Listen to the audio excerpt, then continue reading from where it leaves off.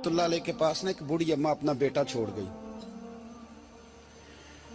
तो हजरत साहब ने कुछ 2, 4, 5 महीने रखा। तो बाद में उसकी अम्मा को बुला के कहा कि भाई तू बेवा है, बेटा तेरा यतीम है, मैं नहीं चाहता कि इसका वक्त जाया हो। ये पढ़ने वाला कोई नहीं, सारे नहीं भाई पढ़ने वाले होते। अब यहाँ उलमा बैठे हैं, मैं बेअदब भी ना हो जाऊं। कुछ पूरे 8 साल लगा के भी आ जाते हैं, सनद भी उनके पास होती है। नाराज ना हो जाना, ये तो सब अच्छे लोग हैं, सनद होती है पर पता पुता कोई नहीं होता। ये आला हजरत ने लिखी है बात, सनद होती है, पूरी डिग्री होती है, उस पर कई लोगों के साइन भी होते। तो बहुत सारे तालिब इल्म ऐसे होते हैं जो मदारस में कहते हैं मैं फाजल फलां हूं, लेकिन कोई शय पास।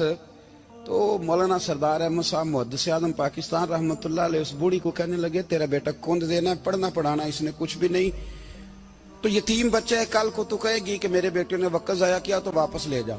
बूढ़ी अम्मा रोने लग गई, कहने लगी मैं पढ़ाने तो नहीं लाई थी, मैं तो आपको रब का वली समझती हूँ, मैं तो नौकरी कराने लाई थी। नौकरी, हजरत अनस बिन मालिक कहते हैं मेरी अम्मा भी हुजूर की बारगाह में दे गई थी, हुजूर की बारगाह में। ये नहीं कहा था कि या रसूलल्लाह पढ़ा दें, हाँ हाँ मैं जिम्मेदारी से बात कर रहा हूँ। ये नहीं कहा था हुजूर मुजाहिद बना दें, ये थोड़ी कहा था कि या रसूलल्लाह सल्लल्लाहु तआला अलैहि वसल्लम से मुफस्सिर मुहद्दिस मुहक्किक मुफ्ती बना दें। हजरत अनस की अम्मा कह गई थी सोनिया जब तक ये रहेगा ना आपकी नौकरी करेगा, ये घर के काम काज करेगा, ड्यूटी करेगा, हुजूर ये आपकी नौकरी करेगा। तो मेरे महबूब ने फिर दुआ कर दी, अल्लाह इसे बरकत अता फरमा। तुम समझता है खिदमत वाला खाली रह जाता है? जितना जायका खिदमत वाले को मिलता है, जो उसके नसीब में आता है, वो किसी का नसीब कहां भाई। हजरत अनस कहते हैं हुजूर ने दुआ कर दी, बरकत की।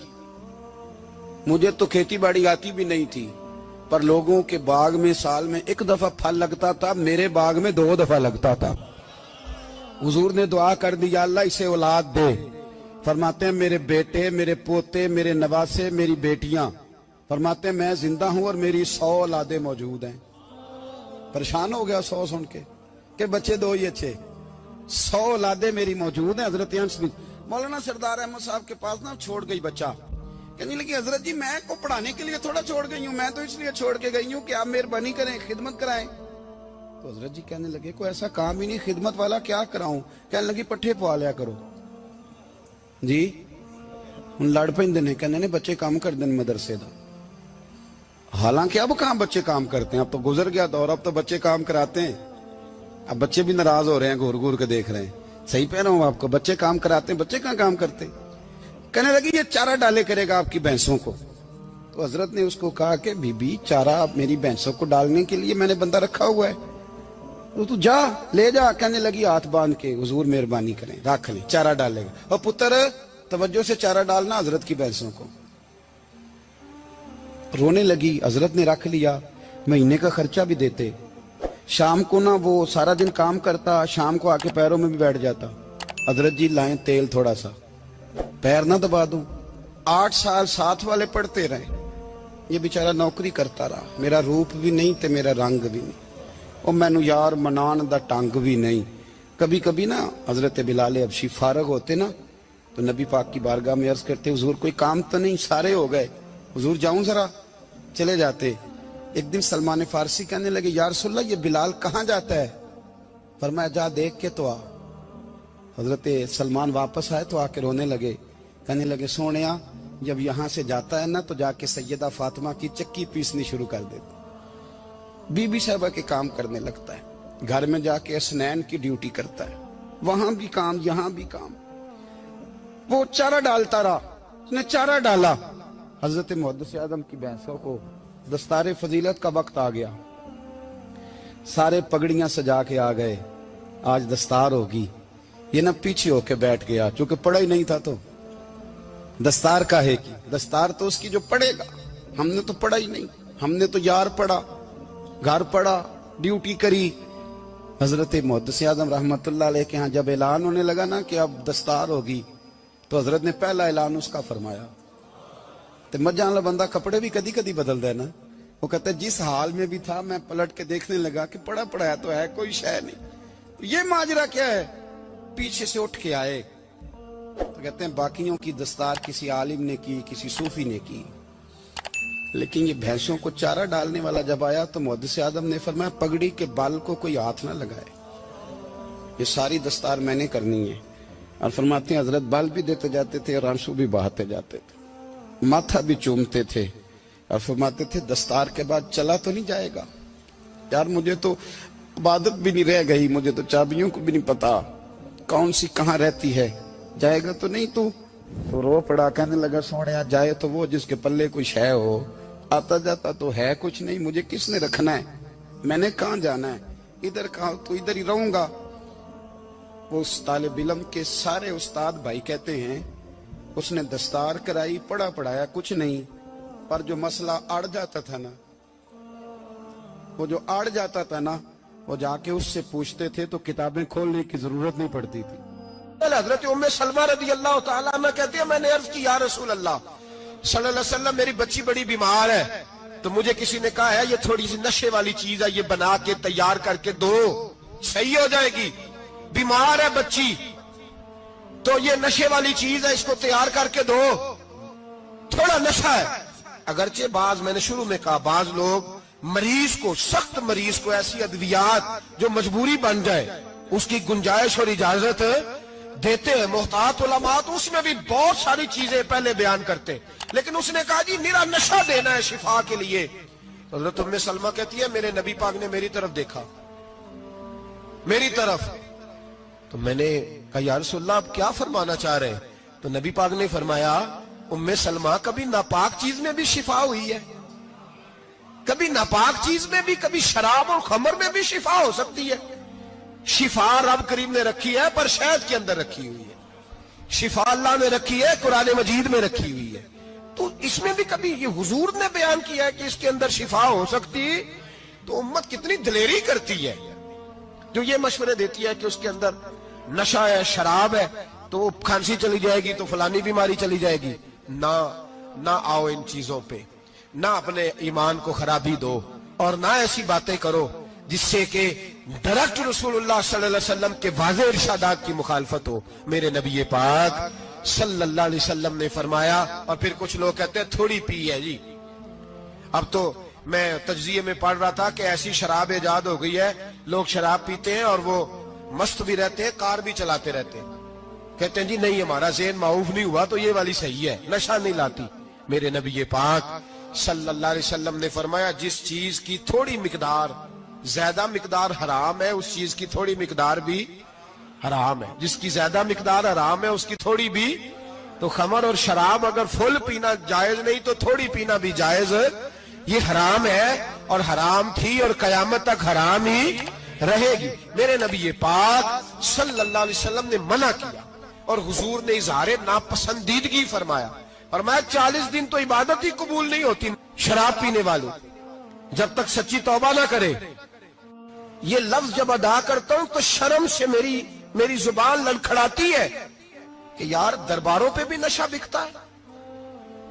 میں یہ بات کر رہا ہوں صوفیاء کا ترجمان, درباروں پہ, مزاروں پہ, اور سجادہ نشینوں تمہیں زمین نگل جائے, آسمان تمہیں لے اڑے, تم پر قہر نازل ہو, تم نے باپ دفن کر کے تو وہاں نشے کا اڈا بنا لیا, ماؤں سے بیٹے چھیننے لگے ہو, عورتوں کے سروں سے کپڑے چھیننے لگے ہو, سہاگ مارنے لگے ہو, بیٹیاں اور بیٹے یتیم کرنے لگے ہو, نشہ بیچتے ہو درباروں اور مزاروں پہ.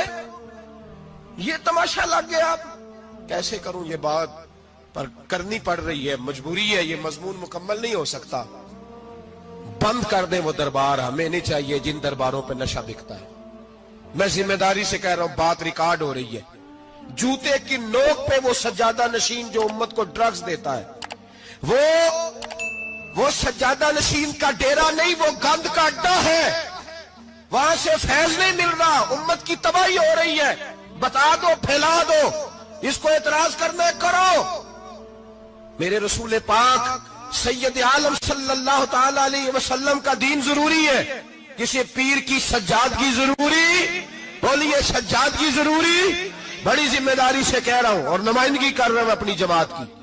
نہ ہمارے بزرگوں نے کل اس کی حمایت کی تھی، نہ آج کرتے ہیں، نہ قیامت تک کریں گے۔ بند کر دیں وہ دربار اور مزار۔ بزرگ دنیا میں یہ کام کرنے آئے تھے، اور ہماری سوچ اتنی گر گئی ہے، اتنے ہم کمزور ہو گئے۔ کہتے ہیں جب اس کو چڑھ جاتی ہے تو پھر بڑی معرفت کی باتیں سناتا ہے۔ تجھے شرم نہیں آئی یہ لفظ کہتے ہوئے؟ اب نشئی تجھے معرفت سکھائے گا؟ اب تو شرابی سے، بھنگی چرسی سے دین سیکھے گا؟ کہتے ہیں اس نے پی ہوئی تھی، چڑھی ہوئی تھی، میں بات کر دی تو میرا کام بن گیا۔ اتنی گندی اور میلی سوچ صاحب ایمان کی ہوتی ہے، تو اب نشیوں سے جا کر دعائیں کرائے گا؟ سن، میرے نبی پاک صلی اللہ علیہ وسلم نے فرمایا جو شراب پی لے، نشہ کر لے، اس کی تو 40 دن تک عبادت رب قبول نہیں فرماتا۔ تو کہتا چڑھی ہوئی تھی تو اس نے دعا کر دی، تجھے شرم ہی نہیں آئی بات کرتے؟ حیا ہی نہیں کیا تو نے جملہ بولتے؟ یہ کوئی تصوف اور طریقت ہے؟ جاؤ اٹھا کے لے جاؤ۔ ایسی کوئی تصوف اور طریقت ہمیں نہیں چاہیے، ہمیں وہ والی طریقت چاہیے جس میں خدا کے قرآن کی بات ہوتی ہے اور محمد مصطفیٰ کے فرمان کی بات ہوتی ہے صلی اللہ علیہ وسلم۔ تو بھائی یاد رکھو، یہ کوئی طریقہ نہیں۔ ایک مزار ہے، مجھے ایک صاحب کہنے لگے آ جائیں یہاں بھی فاتحہ پڑھیں۔ میں نے کہا یہاں کیا ہے؟ کہنے لگے تھے تو بابا جی نشہ وشا کرتے، پر اب سنا ہے لوگوں کی منتیں بڑی پوری ہوتی ہیں۔ مجھے جذبات بڑے کم آتے ہیں۔ میں نے اس آدمی کو گریبان سے پکڑ لی، میں کہ ادھر ہٹ، وہ تو نشہ کرتا تھا اور تو جاتا تھا، تیری یہ کیسے طاقت ہوئی؟ تو نے مجھے مشورہ دے دیا ہے، تو ہمیں کمزور سمجھتا ہے؟ ہم کمزور ایمان کے لوگ ہیں، اور میں یہاں تجھے کہوں گا نہیں نہیں میں یہاں نہیں جاتا، میں وہاں جاتا ہوں۔ بالکل کوئی لگی لفٹی بات نہیں، کھری بات۔ تصوف وہ، دربار وہ جہاں قرآن پڑھا جائے اور رسول اللہ کی حدیث سکھائی جائے، باقی کوئی مطلب نہیں کسی قسم کا۔ میں داتا صاحب کبھی جاؤں نا جلسہ کرنے کسی کام سے، کسی تقریب میں، تو میں داتا صاحب کے مزار پہ نہیں جاتا۔ میں کہتا ہوں یار یہ یرانہ نہیں کہ بندہ کسی کام آیا تھا تو فاتحہ پڑھ لی، واپس چلو، گکھڑ سے سپیشل آئیں گے داتا صاحب کے مزار پہ حاضری دیں گے۔ اور میرے سنگی گواہ ہیں کہ میں سپیشل ٹائم نکال کے بہت سارے کام چھوڑ کے سپیشل جاتا ہوں، اور میں مراد ماننے نہیں جاتا، میں داتا صاحب کا شکریہ ادا کر دے جاتا ہوں۔ میں ان سے کہتا ہوں حضور آپ کی مہربانی، آپ یہاں آئے تو ہمارے بڑے بھی رسول اللہ کے غلام بن گئے۔ میں تو سلام عقیدت پیش کرنے جاتا ہوں، ہم مزارات پر جانے کے قائل نہیں، بلکہ ہماری تو عقیدت کا درجہ ہی مکمل نہیں ہوتا جب تک ہم مزار پہ سلام نہ کریں۔ پر مزار داتا صاحب کا، مزار خواجہ معین الدین اجمیری کا، مزار غوث اعظم جیلانی کا، مزار محدث اعظم مولانا سردار احمد کا، مزار اولیاء کا، مزار میاں شیر محمد شرک پوری کا، مزار رب کریم کے بندوں کا۔ بھنگیوں چرسیوں کے مزار نہیں ہوتے، اور نام ان مزارات کے قائل ہیں، بالکل قائل نہیں ہم۔ میں تھوڑے دن پہلے لاہور گیا تھا، تو میں کار میں میاں صاحب میاں شیر محمد شرک پوری کا ذکر کر رہا تھا۔ میں اپنے دوستوں سے کہہ رہا تھا یار بہت بڑا بابا ہوا ہے، تو مجھے کہنے لگی کرامت کیا ہے؟ میں نے کرامت یہ ہے کہ ساری زندگی سنت کا درس دیا ہے۔ تو مجھے کہنے لگے آپ کبھی گئے نہیں؟ میں نے کہا میں اسپیشل گیا تھا، اور تھوڑے دنوں کے بعد پروگرام بناؤں گا تو میں ساتھ لے کے جاؤں گا۔ ہم مزارات کے قائل ہیں، حاضریاں دیں گے مزاروں پہ، لیکن بھنگیوں چرسیوں کے مزاروں پر جانے کے قائل ہیں؟ زور سے بولے، یہاں جانے کے قائل ہیں؟ کوئی عقیدہ نہیں ہے ہمارا۔ نشہ بکے گا اب مزاروں پہ، اب یہ تصوف ہوگا وہاں، یہ طریقت ہوگی۔ اور ملت پر رحم کھاؤ خدا را۔ اگر تمہارے قومی ادارے کہتے ہیں رپورٹ کرنے والے کہ 70 لاکھ پاکستانی نشہ کرتا ہے، تو کیا تمہیں یہ نہیں پتا کہ نشہ بیچتا کون ہے؟ کیا تمہیں یہ نہیں پتا کہ ڈرگز کا کاروبار کون کرتا ہے؟ اگر تمہیں یہ پتا ہے تو کیا یہ خبر نہیں تمہیں کہ ان رگوں پر یہ خون اتارتا کون ہے؟ میں اپنے بزرگوں سے معذرت کے ساتھ، نشے کا آغاز، ناراض تو نہیں ہو جائیں گے بزرگ، نوجوانوں کو میں لتاڑ لیتا ہوں لیکن بزرگوں کی عزت کرنا سنت ہے، تو میں بزرگوں سے معذرت کے ساتھ، یہ یوں سمجھ لیے خوگرے حمد سے تھوڑا سا گلا بھی سن لے۔ نشہ سگریٹ سے شروع ہوتا ہے، سگریٹ سے۔ میں تمباکو کو حرام نہیں کہتا، یہ فتویٰ نہیں دے رہا۔ تمباکو کا حکم وہی ہے جو مولی کا ہے، جو کچے پیاز اور لہسن کا ہے، کہ آپ جب کھا لیتے ہیں تو منہ سے بدبو آتی ہے، تو آپ مسجد میں آئیں تو آنے سے پہلے مسواک کریں، منہ صاف کریں، پھر آپ آ جائیں۔ تو جائز ہے, مکروہ ہے لیکن حرام. لیکن تمباکو سے آگے جب حالات بڑھتے ہیں, تجزیہ نگاروں نے لکھا ہے کہ ہمارے پنجاب کے کچھ علاقوں میں اب سگریٹ سے نکال کے نا, پہلے بھی بھرتے تھے لوگ اس میں بڑا کچھ, اب پتہ ہے کہ نیا نشہ ایجاد کیا ہے. اب اس کے اندر چربی بھرتے ہیں اور چھپکلی کو مار کے, سکھا کے, خشک کر کے, اس کو پیس کے وہ ساتھ نشے کے ملاتے ہیں, اور اس کا حال یہ ہوتا ہے کہ آدمی کو زیادہ نشہ ہوتا ہے, اور کہتے ہیں وہ اتنا گند ہے کہ وہ آدمی کسی کو دانت بھی لگائے گا تو وہ بندہ بھی بیمار ہو جائے گا. کیا یہاں لوگ اسپرٹ نہیں پیتے آپ کے ملک میں؟ اور ہم کبھی سڑک پہ جاتے ہیں تو نشئی کو دیکھ کے مذاق کرتے ہیں, دیکھنا میں ہارن لگاؤں گا تو گاڑی کے ہارن سے گر جائے گا. لیکن تجھے پتا نہیں کہ یہ کسی ماں کا بیٹا ہے, پتا نہیں کسی بیوی کا شوہر ہے. ایک ہمارے دوست ہیں, بزرگ ہیں, ان کا داماد فوت ہو گیا, نشہ کرتا تھا. تو میں تعزیت کرنے ان کے گھر پہنچا تو کھڑے ہو گئے ہاتھ باندھ کے, کہنے لگے حضرت صاحب باقی ساریاں گلاں چھڑ دیو, صرف نشے تے تقریر کریا کرو. وہ جب جیتا تھا تو تب بھی اس کے بچے یتیم ہی تھے, یتیم ہی تھے. میری بیٹی جب میرے گھر آتی تھی اور میں اپنے پوتوں کے اتنے کپڑے اسے پہننے کو دیتا تھا تو میرا کلیجہ پھٹتا تھا. اور میری بیٹی اس کی زندگی میں بھی بیوہ کی زندگی گزار رہی تھی. وہ میری بہوؤں کے اترے ہوئے کپڑے پہنتی تھی. کوئی دعا کرو, کوئی جلسے کرو, یہ لت ختم ہو جائے. اور کہنے لگا اب میرے وہ چلا تو گیا ہے, دادا دادی اس کے پہلے کوئی نہیں, چچا ہے کوئی نہیں, جب تک تو میں زندہ ہوں ان نواسوں کو کوئی روٹی کا لقمہ, کوئی کپڑا مل جائے گا. لیکن سوچتا ہوں میں بوڑھا ہوں, مر گیا تو ان کو کوئی پوچھے گا بھی نہیں, کون ان کی خبر. اتنا ظلم اس قوم سے, اتنی زیادتی. اور آرام سے لکھ کر لوگ گزر گئے کہ یہ 70 لاکھ ہے, ان کا درد تو سمجھو, تکلیف تو سمجھو. 7 فٹ کا سونا جوان اور نشے کا عادی ہے تو کسی نالی میں پڑا ہوا ہے. اور میں نے کہا اس قوم کے ساتھ اس سے بڑا بھیانک مذاق کیا ہوگا. کوئی دانشور تھا بڑا ظالم, اس ظالم سے کوئی مشورہ لینے آیا, اس نے آ کے کہا تو بڑا ظالم ہے, بڑے کڑوے مشورے دیتا ہے, میرا ایک دشمن ہے, میں اس سے بدلہ لینا چاہتا ہوں, میرا دل کرتا ہے اس کا بچہ قتل کر دوں تاکہ وہ تڑپے. تو ظالم نے کہا اسے قتل نہ کر, وہ تو اس کا باپ 2-4 مہینے رو کے چپ کر جائے گا. پھر میں سخت سزا دینا چاہتا ہوں, مشورہ دے. تو اس نے کہا اس کے بچے کو نشے پہ لگا دے. جس کا بچہ نشہ کرے گا وہ باپ روز مرے گا, روز جیے گا, وہ ماں روز مرے جیے گی, نشے پہ لگا دے.